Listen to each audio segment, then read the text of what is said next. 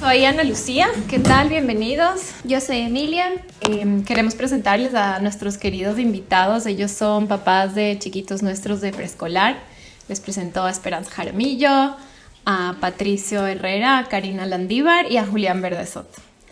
En este podcast vamos a conversar un poquito sobre un novedoso recurso que hicimos este año que contiene herramientas de autorregulación emocional que los niños se pudieron llevar a la casa al finalizar el año. Como saben ustedes, dentro del colegio nosotros tratamos de trabajar con los niños todo el tiempo en las habilidades socioemocionales. Y esto lo hacemos de diferentes maneras. Lo hacemos en el momento en que ellos experimentan situaciones en las que requieren una habilidad puntual y también lo hacemos dentro de las clases. Entonces este año se nos ocurrió con Emi crear un botiquín emocional y fue curioso cómo comenzamos a asociar con ellos para que entendieran la idea al hacerles ver el botiquín de primeros auxilios de la clase, ¿verdad, Emi? Sí, exacto. Y fue muy importante explicarles que así como existen botiquines de primeros auxilios que nos sirven para cuando nos lastimamos o cuando nos golpeamos y encontramos soluciones para sentirnos mejor, así también deben existir botiquines emocionales cuando estamos en momentos de crisis o herramientas que nos ayuden a sentirnos mejor o aliviarnos. Entonces, ¿y por qué? ¿Por qué es tan importante esto? Justo, ya hay varios estudios, pero justo uno publicado en la revista Psychological Science nos dice que, por ejemplo, cuando una persona se cae y se lesiona el tobillo, se activa o se enciende esta parte del cerebro que se llama corteza cingulada anterior. Y esto mismo se enciende cuando una persona se siente humillada o cuando le dejaron solo. Entonces, ¿por qué minimizamos ese dolor emocional si es el mismo que el dolor físico? Entonces queremos darle esa importancia que tiene. Entonces con Ana Lu dijimos, ok, creamos este botiquín emocional para enseñarles que también es muy importante tratar si es que tenemos alguna incomodidad dentro de nosotros, en nuestro mundo emocional. Y por eso es que queríamos hacer este podcast, para que los papás que tienen esta cajita en sus casas, les llegó una cajita así como esta, donde está Leo, está una curita emocional y una cajita de pastillas emocionales. Cada niño tiene su propia cajita en casa y queremos que ustedes sepan cómo manejar, porque son recursos que no solamente le sirven al niño, sino que le van a servir a todos los miembros de la familia. Es súper importante que comencemos a nivel familiar a crear estos hábitos de inteligencia emocional y a nivel de dinámicas familiares enseñarles a nuestros niños, no importa si son chiquititos, ellos entienden, porque así como decía Emi, no podemos minimizar el sufrimiento emocional y el dolor que todas las personas lo vivimos y todas las personas lo atravesamos de una u otra manera constantemente. Y es importante quitar estos tabúes que muchas veces es, me duele algo en el cuerpo, estoy con una afección física y corro al médico. Pero ¿y qué pasa cuando es emocional? Lo aplazo, ¿sí o no? Lo dejo ahí. Pero deberíamos acostumbrarnos a darle la misma prioridad o incluso más, porque ustedes saben que muchas veces lo psicológico, lo que está adentro, termina saliendo a través del cuerpo en algún tipo de enfermedad. Entonces debemos aprender a darle esa importancia y a ser igual de diligentes que cuando vamos al médico, cuando se trata de nuestro interior, de nuestra salud mental. Entonces, vamos a ir trabajando esto, Emi. Sí, justo hemos preparado unas... más bien, los padres han preparado unas preguntas para nosotros y queremos resolver estas preguntas presentándoles las herramientas que hay dentro de esta caja. Entonces, no sé si es que alguien quisiera hacer la primera pregunta, leerla o decirnos alguna pregunta. La primera debería ser, gracias primero por la invitación. Creo que es súper importante para nosotros cómo identificar estas emociones en los niños. En nuestros niños es diferente ahora porque generalmente cuando ya somos papás grandes, ya cuando ves que nuestros hijos han pasado algunas cosas, has tenido ya experiencia. Sin embargo, creo que actualmente ya las cosas han cambiado. Los niños tienen otras reacciones, otras emociones, otras frustraciones y creo que es importante poder saber cómo identificar las emociones con los niños. Excelente, vamos a comenzar entonces con tu pregunta. Pero yo quiero comenzar pidiéndoles que hagamos un pequeño ejercicio. Ustedes tienen ahí unos post-its y tienen unos esferos. Quiero pedirles que en 30 segundos que yo voy a poner aquí en mi reloj, vamos a hacerlo todos, incluso vamos a hacerlo con Emi también, ¿ok? Por 30 segundos vamos a escribir las palabras que se les ocurra que tengan relación a emociones, sentimientos, afectos, estados de ánimo. 30 segundos tenemos para hacerlo. ¿Listo? Arranca el tiempo. Listo. Yo sé que es corto el tiempo para hacer este ejercicio, pero no podemos hacer más porque estamos en un podcast. Así que más o menos cuenten cuántas palabras consiguieron escribir. 6. 6. 7. 6. ¿Tú? Yo escribí 12. Bueno, lo que les quiero decir con este ejercicio simple es que existen más de 300 palabras en nuestro idioma castellano relacionadas a todo lo que tiene que ver con estados de ánimos, emociones, sentimientos, afectos. Entonces, si nos agarramos de algo que dijo Daniel Goleman, ustedes lo conocen, es uno de los expertos de inteligencia emocional.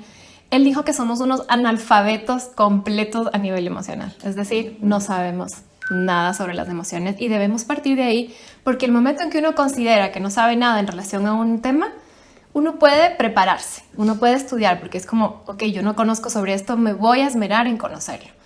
Entonces, la palabra emoción es importante saber que viene del latín emovere, que significa movimiento hacia, es decir, que las emociones nos movilizan, nos preparan para actuar.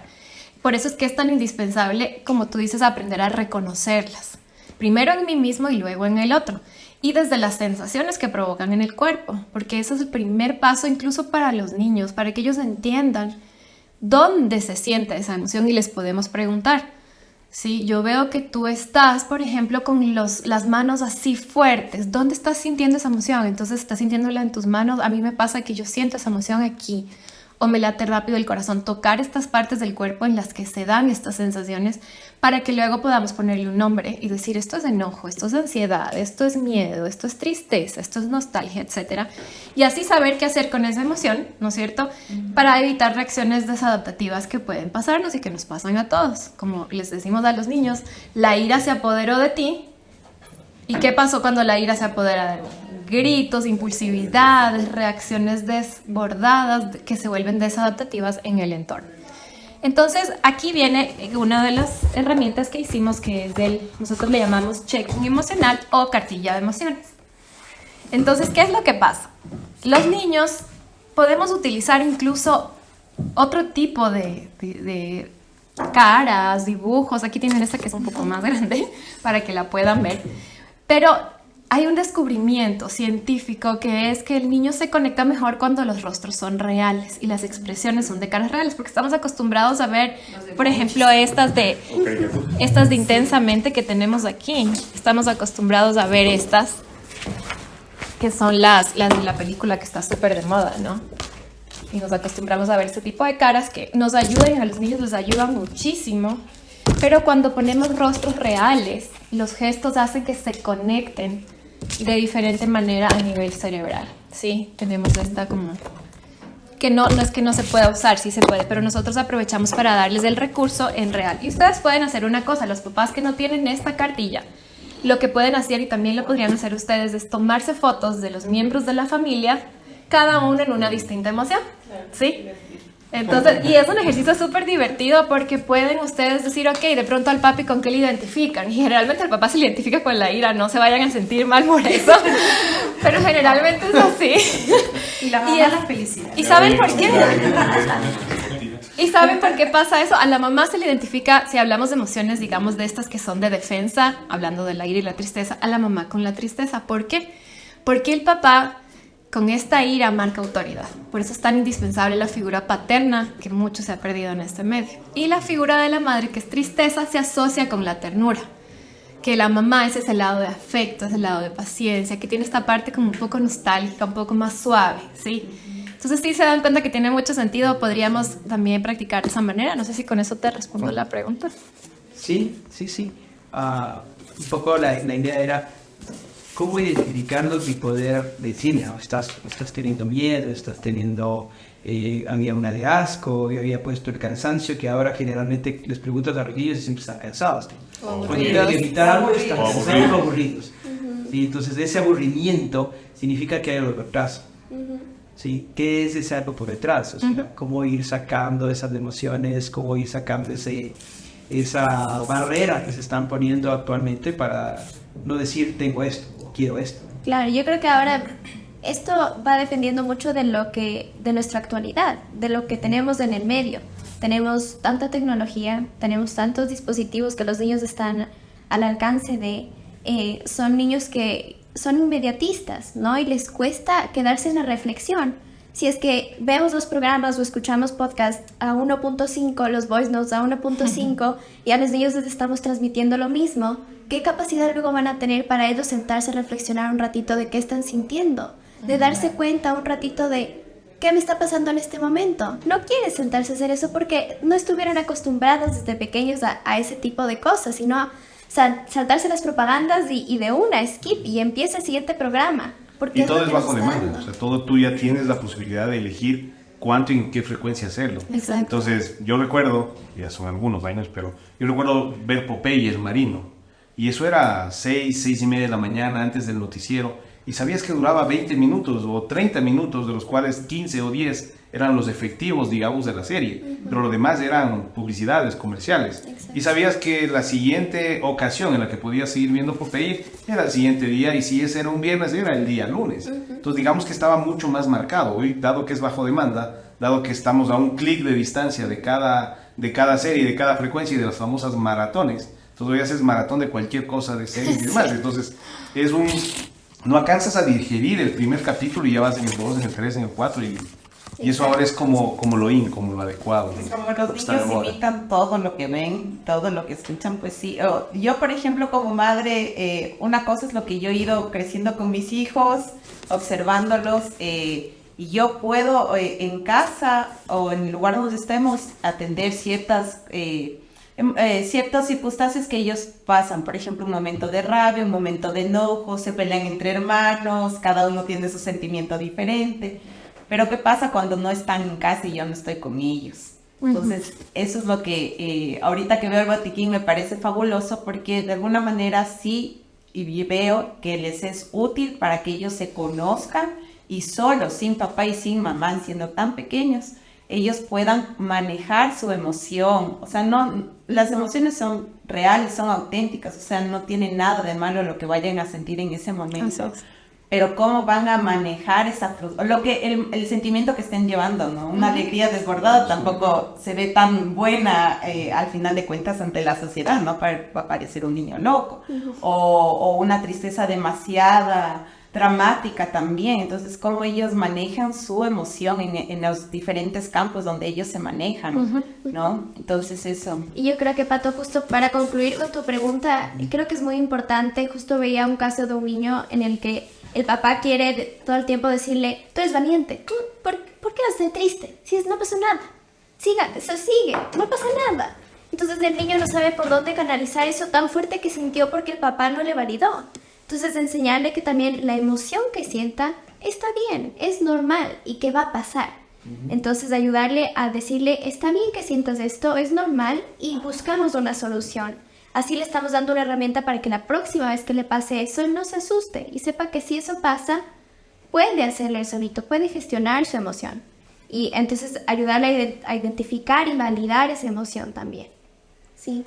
Y ahí podría entrar el recurso del termómetro emocional que les encantó a los niños. Demi, no sé si puedes explicar de pronto esta estrategia que resultó genial. Sí, entonces, bueno, tratamos de estos termómetros. Tenemos uno de niño y uno de una niña. Igual que cuando nos da fiebre y nos toman la temperatura, le quisimos hacer como esta referencia, ¿no? Nos sentimos mal cada vez que la fiebre es más alta.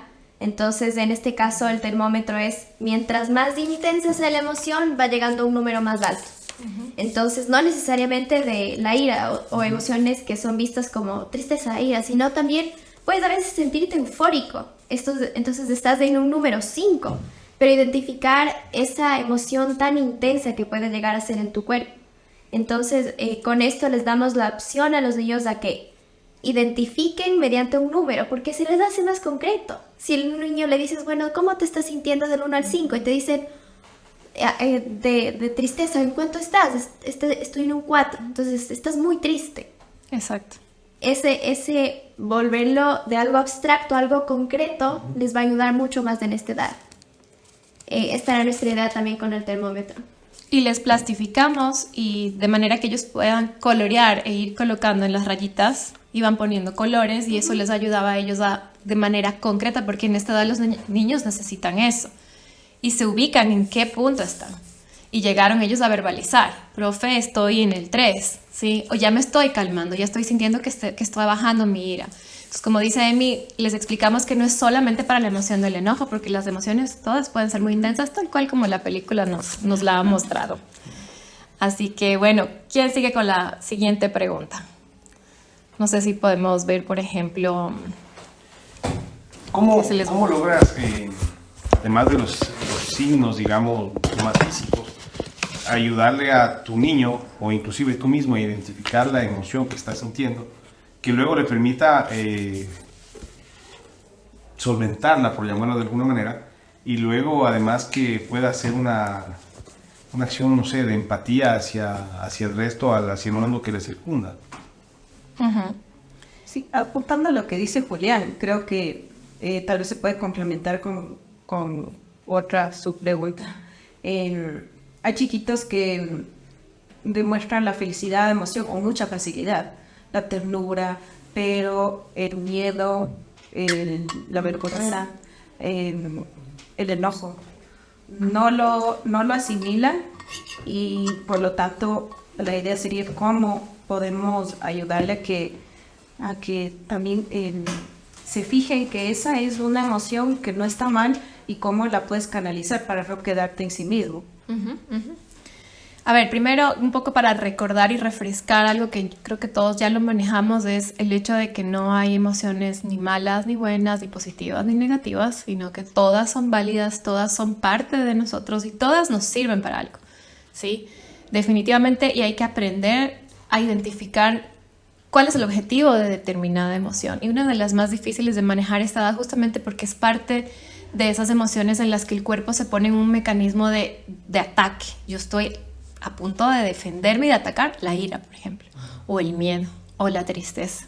Y como los niños no tienen todavía desarrollado toda esta área de la corteza prefrontal, que es la que permite que puedan ellos autorregularse, es por eso que existen estos momentos de impulsividad, de agresividad, de desahogo, incluso los llamados berrinches. Entonces, tenemos que identificar 6 emociones básicas que incluso Paul Ekman, que es uno de los guionistas de la película de Intensamente, él habla de estas 6 emociones básicas. Y cada una, como les digo, nos sirve para algo. Entonces son el miedo, la ira, el asco, la tristeza, la sorpresa, y podemos un poco ver el desagrado también. Y son universales y son inconscientes. Y muchas veces son, la mayoría, involuntarias, es decir, vienen. Por eso es que tenemos que encontrar recursos para manejar igualito. Por eso es que esto es un recurso para la familia entero, completamente, para que se trabaje a nivel familiar y podemos aprovechar las vacaciones para ello. Entonces, es importante que sin miedo ustedes amplíen el vocabulario emocional. ¿Qué quiere decir esto? Que ustedes empiecen a expresarse en medio de la familia con palabras de emociones que capaz los niños nunca han escuchado, pero no importa. Siento angustia, siento ansiedad, siento vergüenza, siento envidia. No pasa nada.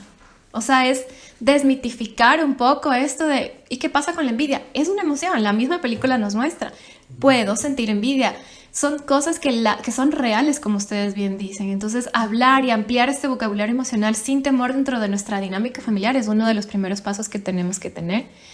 Y para eso, una de las técnicas que trabajamos muchísimo con los chiquitos, que en general es más para niños de esto, que son las famosas técnicas de Copen. Es para niños como que hasta los 11, 12 añitos, pero ustedes la pueden practicar con ellos y resulta muy divertida porque es un ejercicio de imaginación en el que ellos tienen que visualizar algo y lo viven a través de un juego, como podemos jugar e imaginarnos esto. Y estas técnicas ayudan a que ellos puedan identificar que cuando están bajo el estrés físico de una emoción muy fuerte para ellos, los músculos se tensionan. Los diferentes grupos musculares del cuerpo tienen una tensión que muchas veces es inconsciente. Entonces debemos explicarles a los niños cómo es que esto llega a darse, ¿sí? Cómo es que esto se vive, o sea, que es inconsciente, me tensioné. Entonces, por ejemplo, vamos con la técnica del limón. ¿Qué les decimos a los niños? Vamos a imaginarnos un limón, partimos el limón a la mitad con nuestra mano izquierda, vamos a coger esa mitad del limón y vamos a exprimirla muy fuerte para sacarle todo el jugo. Entonces, que se den cuenta ellos cómo están ejerciendo una presión en su brazo y la mano y el brazo y hasta el hombro se tensionan y que hagan esto, incluso ellos empiezan a apretar sus dientes y su mandíbula. Y esto está bien y que sientan la diferencia entre tensión, relajación y empezar a que entiendan que la tensión no es agradable, en cambio la relajación sí lo es cómodo, me siento más rico si es que estoy relajada. Entonces aprenden esta forma, incluso como les digo, nos sirve mucho a nosotros porque inconscientemente, no sé si les pasa, estás en una postura en la compu y estás súper estresado y de repente estás así, todo encorvado y y luego nos duele el cuello, la cabeza, todo.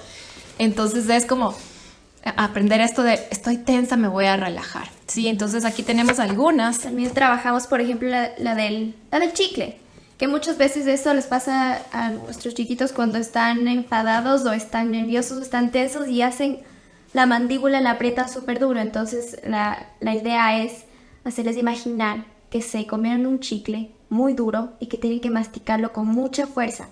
Entonces, claro, el sentimiento incómodo de que están masticando algo duro que ya quieren botar y el rato que hacemos como si escupimos el chicle, se relaja la mandíbula y se daban cuenta cómo al soltar se sentía mucho mejor. Entonces, este tipo de ejercicios practicábamos en la clase, también la técnica del elefante, por ejemplo, y justo un niño a mí me decía, lo haces acostado, boca arriba, y el rato que te imaginas que un elefante va a pasar por encima tuyo, tensas un montón el abdomen, o sea, tensas mucho la pancita. Y un niño me decía, yo sí me he sentido así, profe, yo sí me he sentido así. Entonces tensas la barriga hasta que el elefante pase por encima tuyo y luego te relajas. Y ese sentimiento de ya pasó, se siente mucho mejor. Esta es una relajación muscular progresiva que les enseñamos a nuestros niños y es fácil para ellos de acordarse porque es con objetos divertidos, con animales, con objetos que les va a hacer acuerdo porque son creativos. Sí, incluso puede servir, por ejemplo, ustedes no sé si les pase con sus chiquitos que les cuesta quedarse dormidos. ¿Les pasa? Pasó una etapa así, sí. Ahora en las Y vacaciones es esa más. ansiedad, y no era un tema de que no tenían sueño, nada. Es como, al menos en mi varoncito, fue un tema de que era como un miedo de perderse el día y ya le tocaba cerrar los ojos. O sea, era miedo, era como ansiedad, ¿no? Y sí, ahora que lo mencionas, nunca había tomado en cuenta espacios para que él se relajara. Exacto. Y pensara en lo oportuno, o sea, lo bueno que era dormir, ¿no? Para que lo haga conscientemente de que sí, esto me conviene. Ajá, súper chévere lo que dices. Por ejemplo, siempre hablamos de que para los niños en la edad de los nuestros es súper importante la rutina, ¿no es cierto? De que sea una rutina predecible, que ellos sepan qué va a pasar, e incorporamos mucho la lectura de los cuentos antes de ir a dormir. Podemos incorporar también, utilizar esto, o sea, tener una tarjeta por cada animalito o el mismo material. Esto se encuentra en internet y les vamos a pasar en un link para que puedan descargárselo. Pero podríamos practicar esto antes de ir a dormir, justamente para que toda la tensión del día se vaya, incluso este tema del baño con agüita caliente, todo eso ayuda mucho porque es igual que nos pasa a nosotros. Si a nosotros nos pasa, imagínense a ellos, y en ellos hay mucha mayor inconsciencia de esta tensión, porque nosotros sí podemos decir estoy súper estresado o esta situación me llevó a sentir un dolor de cabeza, lo vivimos. Los niños todavía no saben. Sí. ¿Sabes? Lo que yo te entiendo ahí es, bueno, súper buenas las herramientas. Yo este rato pensaba en lo que algún rato hacían con mis vendedores, ¿no? Teníamos un termómetro, el termómetro de las ventas. Y claro, era súper emocionante porque era el reto del equipo, ¿no? Entonces, a los niños obviamente nos va a gustar y lo van a relacionar. La otra es el tema de las caras, de las emociones. Entonces, nunca había pensado hacer algo como para los niños nuestros y poder decir, ok, estas son las caras de emoción, de tristeza, de ira, de asco. Sí, yo recuerdo que estas se llamaban microexpresiones faciales. Entonces, las microexpresiones faciales tú ya entiendes cuáles son. Entonces, cuando frunces el ceño, cuando bajas los ojos, cuando cierras las pestañas, las cejas, ¿no es cierto? Entonces ya dices, va a haber esta emoción. Sí, sí. Pero no lo había combinado con cómo suplir esa emoción. O sea, cómo decir, ok, listo, si estoy enojado, ¿qué hago para calmar esa emoción que es la ira, el estrés, el dolor, ¿sí? Yo siempre he dicho, tú nunca sabes qué es el dolor de haberte quemado hasta que no te quemas. Y tampoco lo asimilas, porque te quemas ya, pero cuando te queda la llaga, cuando ves que se te hace rojo, después se te infla y tienes agua por dentro y te arde una semana, ya no vuelves a tapar la plancha. ¿No es cierto? Ya te quemaste y sabes que hay una consecuencia que es la que vas a tener todo ese sufrimiento, llamémoslo así, para que después no lo vuelvas a hacer. Entonces, combinar estas técnicas me parece súper emocionante, ya, llamémoslo así, para poder transmitirlas. El tema del sueño, ¿no? Si bien es cierto, ya tienes una rutina, ya quieres leer el cuento, ya quieres rezar, ya quieres coger un animalito, o sea, un juguete, que es el que te puede ayudar a dormir, ¿no es cierto? Y a descansar. Pero tú ya también deberías decir, oye, descansaste 10 horas, o 8 horas, o 6 horas, y por eso ahora estás emocionado, por eso estás ahora con energía, por eso estás ahora con ganas de hacer más cosas, o recordando lo que habías fijado como, no sé, un compromiso. ¿Sí? Entonces, creo que va el nivel de entender la emoción, saber cómo enfrentarla y luego la recompensa y la misma, ¿cierto? Creo que ahí hay un proceso en los que los niños de este rato pueden ayudarnos a entender y a mejorar sus comportamientos. Ahora también creo que hay muchas veces que nosotros, ustedes como papás pueden llegar a ayudar, a regular, a ser los correguladores emocionales y pueden trabajar para que en casa se incentive esto. Pero también hay, por ejemplo, dinámicas familiares distintas, difíciles, en las que los niños necesitan otro tipo de ayuda. Entonces, muchas veces la pregunta es, ¿en qué momento debo decidir que mi niño necesita una ayuda externa? ¿Cómo sé que necesita ya ayuda externa? ¿Cómo sé que sus emociones son normales dentro de este panorama de lo que es normal? Entonces, esto se responde con 3 palabras, que son la duración, la frecuencia y la intensidad. ¿Ya? La duración. ¿Cuánto tiempo dura? Si es que es algo muy prolongado, le cuesta mucho regularse. Por más que esté mamá, papá, es algo que a él le cuesta muchísimo. La intensidad, ¿con qué intensidad se da? Es todo el tiempo con la misma intensidad. Siempre llega a ese número 5, que es lo más alto. Y la frecuencia, ¿en qué ambiente se replica esto? Es en la casa, todo el tiempo en la casa, con esa intensidad, con esa frecuencia y con esa duración. O es también en el colegio, es también en las fiestas, es también cuando lo llevamos donde los abuelos. Se siente así todo ese tiempo. Entonces yo creo que los papás son esos medidores que se van a dar cuenta si es que la duración, la intensidad y la frecuencia está siendo tan preocupante. Esas son las señales de las que decimos es necesario una ayuda externa. Sí, tal vez no sea el sentimiento, o sea, en ese rato no es la emoción de esa actividad que está realizando, sino es una manifestación de algo que se está guardando. Me imagino que está acumulando de otras situaciones que probablemente el niño está viviendo. Y por una caída hizo tremendo escándalo, tal vez, pero no era la caída lo que realmente le llevó esa emoción, sino alguna otra cosa más grave, o tal vez otras experiencias que le están acumulando y no puede justamente manifestar la emoción en el momento que era. Exacto. Ahí habría que ver cómo identificarlo, porque si ya viene un tema frecuente y viene acumulándose, y puede ser que hay como la gota que derrama el vaso y que realmente haya más de ese tema, ¿cómo lograr identificar si fue algo puntual de ese momento o ya fue algo, como dice Cari, que viene acumulándose y al acumularse pues hay algo que hacer, hay algo que tratar? Claro. Ya... Por ejemplo, imaginemos un escenario en el que un niño está entrando a un colegio nuevo y está en un periodo de adaptación.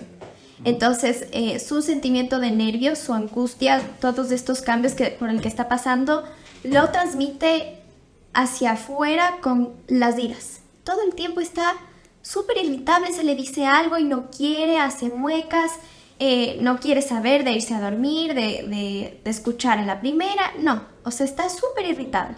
Está un bebé y no me toques. Pero esto va durando más de 6 meses. Se supone que en 6 meses el niño está más adaptado, está ya un poquito más dentro de su zona de confort, ya está más tranquilo porque se siente ya en un sitio seguro, digamos.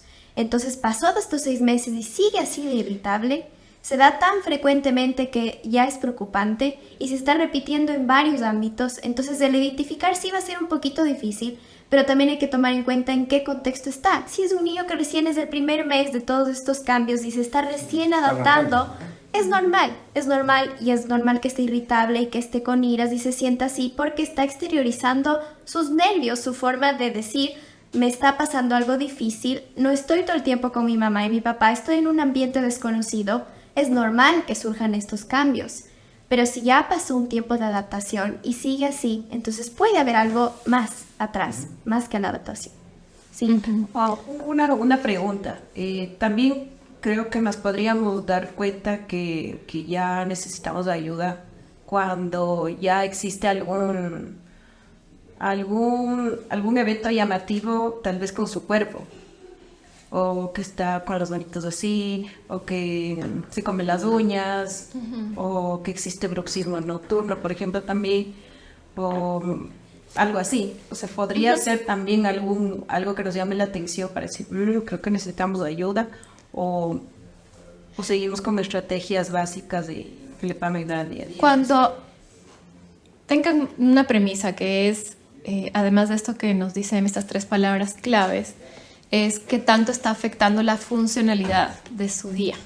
¿Sí? Si el funcionamiento del niño, que generalmente es normal en él, está afectado y hay otro tipo de conductas que están cambiando esta manera de ser común en él o que están afectando su entorno, ahí es hora de hacer algo. Pero justamente este tipo de actividades que hacemos en el colegio es para trabajar en prevención, ¿sí? Porque en esta edad es básico trabajar en prevención en todas las áreas, o sea, antes de que tengamos situaciones más difíciles, prevenir. Y muchas veces, hoy por hoy, creo que estamos llenos de terapias psicológicas a muy temprana edad. Los chiquitos van a muchas terapias y yo no digo, somos psicólogas, pero yo no digo que esto sea malo. Cuando el niño lo necesita. Sin embargo, es mejor trabajar en casa a tiempo con este tipo de cosas. Por ejemplo, tú mencionas bruxismo, ¿sí? El bruxismo, o sea, obviamente, si tú ves que al niño ya le está doliendo la cabeza o ves que los dientes están desgastados, hay que hacer algo, ¿no es cierto? Incluso a nivel médico, la placa dental o lo que sea. Pero también todas las estrategias que hablamos sirven para me acuesto más relajadito. Pero si tú ves que persiste en el tiempo y está afectando su funcionalidad, hay que hacer algo más, ¿sí? Entonces, entre más variedad de estrategias entreguemos, mejor. Por ejemplo, tenemos la rueda de soluciones.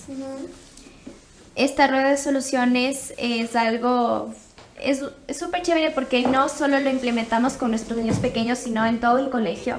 Y se trata de una rueda que nos aporta con soluciones que son buenas en un momento de conflicto, en un momento de crisis. Entonces, por ejemplo, si das la vuelta a la rueda y toca, no sé, el déjalo ir.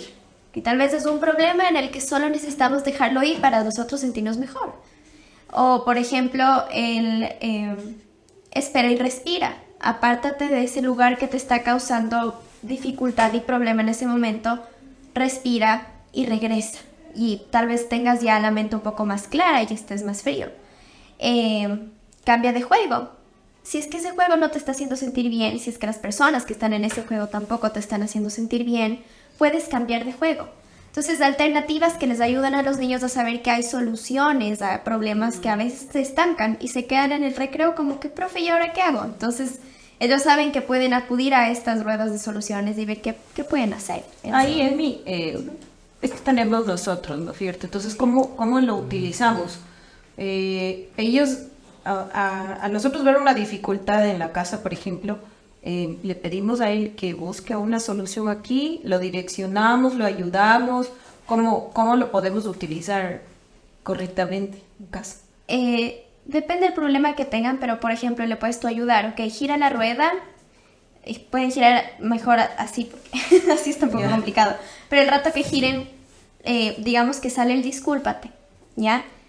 Tú le preguntas, ¿crees que disculparte te va a ayudar a sentir mejor? ¿Va a solucionar el problema que estamos teniendo? Tal vez te diga sí, y puedes ya encontrar ese momento la solución, pero tal vez te diga no, busquemos otra.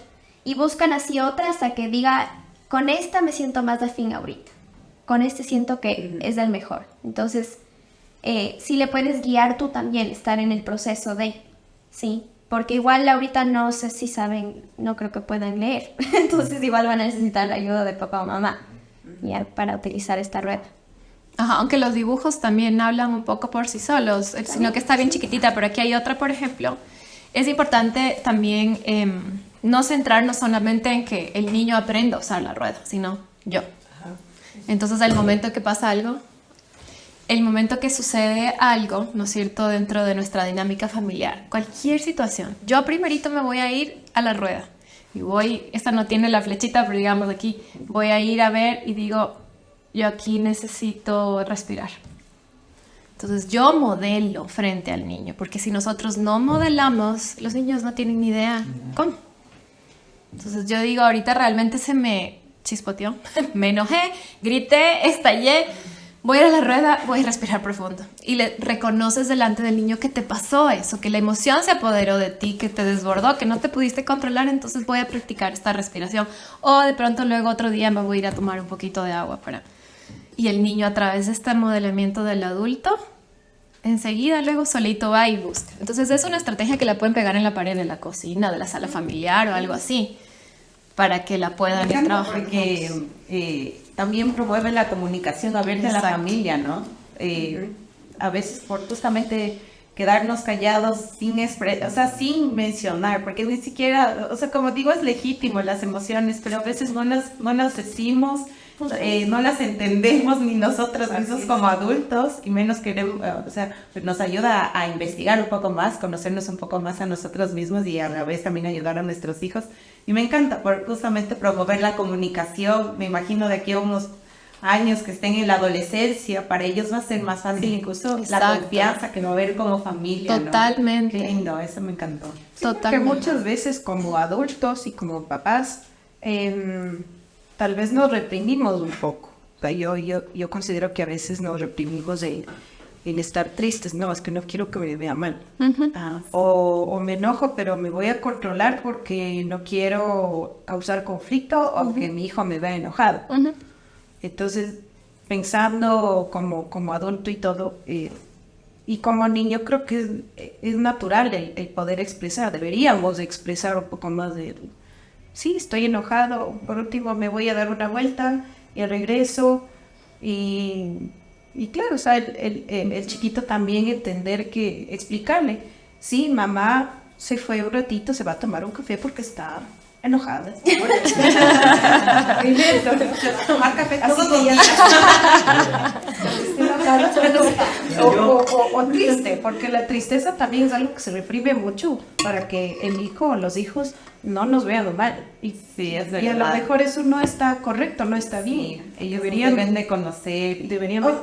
A ver, cuando pasamos el tema de la cartilla de las caras, creo que ellos de por sí, creo que todas las familias, nuestros hijos nos leen todos nuestros gestos, ellos ya nos conocen perfectamente, pero justamente hablarle, decir, este es el sentimiento, esta es la emoción, por eso mi cara está así, porque, o sea, eso me parece fabuloso, porque a veces ni nosotros mismos nos entendemos, ni darle nombre y tiene un nombre y hay que decirlo, ¿no? Nombrar la emoción, eso que tú dices es súper importante. Y para ellos va a ser incluso más fácil en el mundo afuera, me imagino, porque conocer a las personas, solo, o sea, mirarlas y saber, esta persona está triste, la voy a hacer un poco más empáticos con el mundo que les rodea, ¿no? Estar, y nosotros también, eso es a veces somos egoístas y, como tú dices, nos ocultamos, queremos vivir así ocultos. Pero va de lado y lado, ¿no? Porque por un lado puede hacer que tú identifiques una emoción a una persona, pero puede ser que esa persona te diga, momento, y también tienes que respetar eso. A veces nos pasa y el Maki me dice, oye, papi, estoy enojado, estoy muy enojado. Digo, ¿qué es lo que te enoja? Estoy enojado. Entonces al rato saber parar y decir, ya, ok, está enojado, le va a pasar, y cuando me pase regreso y le busco. Y a veces nos funciona así, ya regresa y le digo, ya te pasó, ya, papi. Y ya, o sea, ya llegó su pico, bajó y luego ya está. No, ya, en otras ocasiones me ha pasado que yo trato como decir, no, pero ¿por qué estás enojado?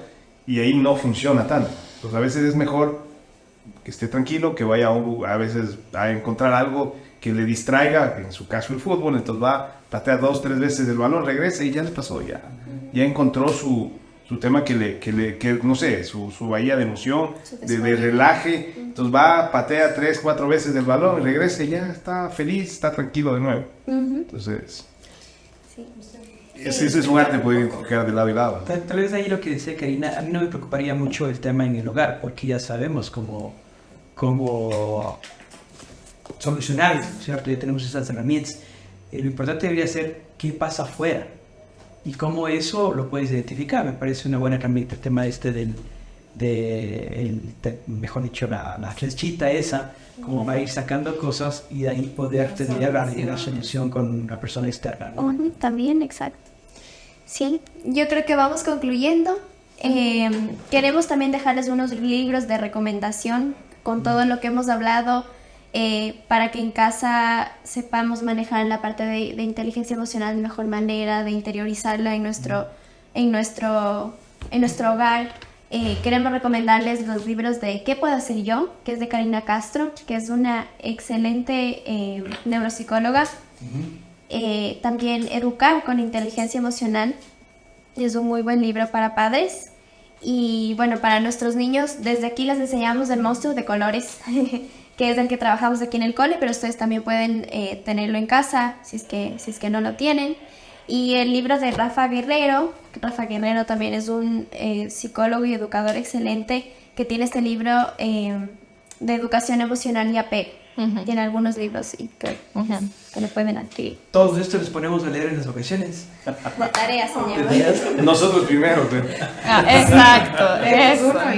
¿Qué podemos hacer en vacaciones con ellos para mejorar esta dinámica de justamente de irnos conociendo como en familia, ¿no? Descubriéndonos a través de las emociones de nuestras experiencias, ¿no? Hay algo que quisiera recomendarles, recogiendo un poco lo que han dicho de esto de reprimir, de esto de que viste que se enojó y que pateó la pelota y todo esto, que son las reuniones familiares, ¿sí? Que las podemos poner en práctica desde que los niños tienen 2 años, desde que ya empieza a haber lenguaje verbal. Entonces, ¿qué hacemos en estas reuniones? Es que los niños, que todos, en los miembros de la familia, podamos poner en palabras cómo nos sentimos con el otro, ¿sí? O cómo yo me siento ahorita, o cómo yo me sentí el día de ayer con esta situación, de manera completamente libre, ¿sí? De forma que, por ejemplo, toquemos el tema de yo vi que tú tuviste un momento de enojo ayer, pero te calmaste, hiciste súper bien primero en haberme contado y luego lograste, a través de patear la pelota, lograste calmarte. ¿Quieres compartirnos qué fue lo que te hizo enojar? Porque de esa manera empezamos a conocernos los miembros de la familia, en cuáles son nuestros propios detonantes. Y de esa manera también se da este respeto. Porque muchas veces es como, yo no voy a tolerar que él se enoje. ¿Por qué? Él puede enojarse, tiene derecho a enojarse, pero tengo que conocer cuál fue o cuáles son los detonantes que para él es imposible, porque su manera es, claro que él tiene que trabajar, ¿no es cierto? Él o ella tiene que trabajar en sí mismo para superar todo esto, pero si yo conozco, por ejemplo, digamos que a Emi no le gusta que yo deje la taza de café en su escritorio, ¿sí? Yo la respeto y no dejo la taza de café en su escritorio, porque eso puede causarle a ella frustración o un ataque de ira. Entonces sí, y así los miembros de la familia nos damos cuenta que a Mati de pronto esa ira le salió de que no lo escucharon, de que cuando habló a la mamá o al papá estaban los papás en el celular. Entonces a él eso le enoja, pero él no puede poner en palabras que le enojó que tú estabas en el celular, ¿sí? Entonces permitimos que se dé este diálogo y empezamos a conocernos entre todos y validamos todo lo que en esa reunión se diga. Todo se va a validar, todo se va a legitimar, para decir, ok, entonces de ahora en adelante, y de esa reunión tienen que salir compromisos. Incluso pueden dejarlos en un papelito en la pared, dibujados, escritos. Ok, entonces de ahora en adelante la mami va a hacer esto que de pronto a ti no te gusta, y con el papi, entre pareja igual. O sea, obviamente los líos de pareja son de pareja, pero si salió algo por ahí, que el niño se dé cuenta que la mamá y el papá pueden poner una solución también a sus conflictos, porque pueden verlos que pelearon algún rato, que hubo alguna situación, algún momento y la escucharon, que ellos sepan que ustedes encuentran soluciones. Porque así mismo es la vida, llena de conflictos y de cosas. Claro. Sí. Esa puede ser una. ¿Qué otra cosa podríamos hacer en vacaciones? A ver. Puede ser cine en casa. Pueden ver una peli que sea justo relacionada a las emociones. O, bueno, no necesariamente una de las emociones, pero sí que compartan un momento así especial. Pueden jugar juegos de mesa. Justo eso estaba pensando. Sí. Tipo Pictionary, pero... ¿De emociones o algo así? Chévere, chévere idea. emociones, algo así, involucrando a todos. Ajá. Memoria. Rubik Cube. Sí, van entendiendo. Sí, juegos de mesa que siempre son divertidos y les aporta también mucho. Juegos de roles también es súper chévere. Vamos a imitar, por ejemplo, cómo es el papi. Y que los hijos le imiten al papi y luego a la mami. Salen muchas cosas interesantes. La regla ahí es que nadie se puede enojar y que nadie se puede burlar. Nadie se burla, nadie hace sarcasmos. Una cosa es que yo me ría porque me parece chévere lo que estamos haciendo, pero otra cosa es que yo me burle o haga chistes sarcásticos. Entonces la regla es esa, ¿no es cierto? Y que nadie se enoja aquí. Si es que, por ejemplo, a mí me acuerdo que mis hijos me imitaron alguna vez en alguna cosa y yo tengo que reconocer que me sentí como, eso no es verdad, sentí yo. Y dije, no, a ver, es verdad, ellos lo están viendo. Yo no me veo, nosotros no nos vemos, ellos ven y ellos son nuestro espejo. Entonces yo dije, ok, tienen razón, está bien, voy a trabajar en eso en mí. Entonces eso es clave, permitir que digan cómo. Y eso nos sirve con la pareja, con los hijos. Nos va a ayudar muchísimo este juego de roles también. Sí.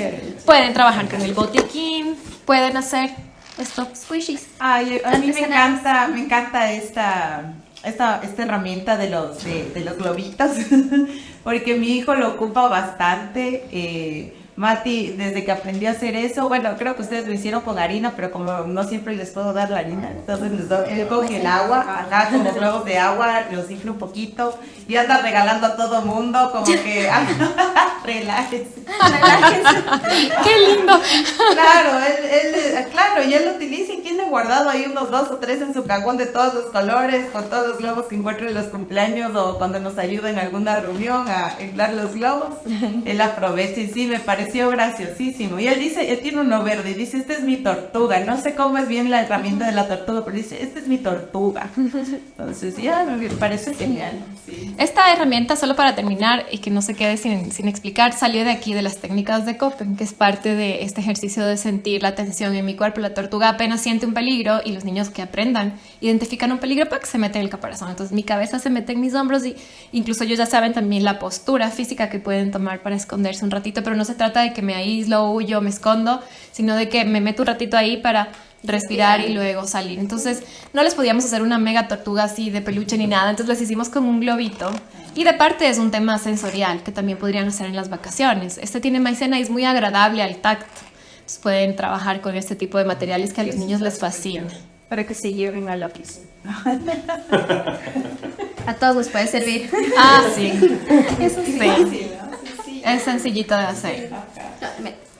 Bueno, sencillo hacer uno, pero hicimos como 70 y Sí, hubieran visto cómo terminamos de maicena desde aquí. Sencillo. Sí, así que esperamos que todo esto les haya servido. Creo que ha sido súper chévere compartir esto con ustedes y a los papás que nos han visto igual, que puedan implementar todo esto en sus vacaciones. Les vamos a enviar el material también. Y listo, hasta una siguiente. Cerramos. Gracias por acompañarnos y nos vemos en el siguiente episodio. Chao, chao. Gracias.